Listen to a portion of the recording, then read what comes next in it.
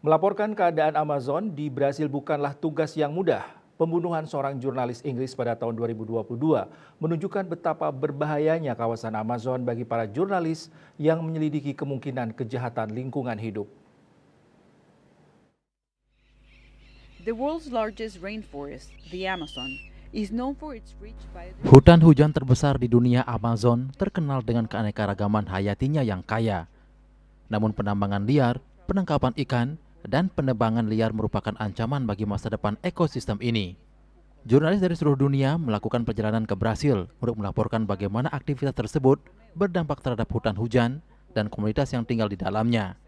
Namun Arthur Romeu dari pengawas media Reporters Without Borders atau RSF mengatakan, pemberitaan dari kawasan tersebut menghadirkan tantangan unik. Romeu mengatakan lebih lanjut, melakukan jurnalisme di wilayah Amazon memerlukan biaya besar dan kerumitan logistik. Jadi melakukan jurnalisme itu mahal dan sulit memahami dinamika mikro konflik yang terjadi di berbagai wilayah. Konflik-konflik tersebut berkisar dari masalah-masalah kecil yang berdampak pada komunitas yang sangat terlokalisasi hingga kasus-kasus yang menyangkut kepentingan nasional. Memahami kompleksitas politik dan ekonomi dan faktor-faktor yang mendorong ketegangan adalah kuncinya.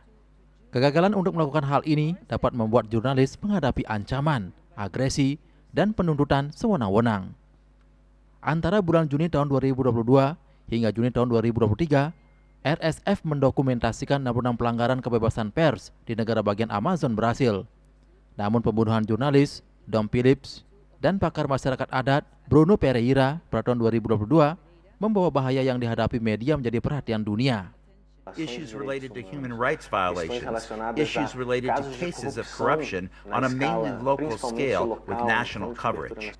Dampak dari kasus Dom Phillips dan Bruno Pereira menjadi fokus film dokumenter Reports of a War Correspondent in the Amazon yang disutradarai oleh jurnalis Ana Aranha yang telah meliput Amazon selama lebih dari 14 tahun. Ia lebih mengetahui seluk-beluk dan resiko bekerja di wilayah Amazon. Aranha juga mengatakan, kasus Phillips mengubah cara media meliput wilayah Amazon.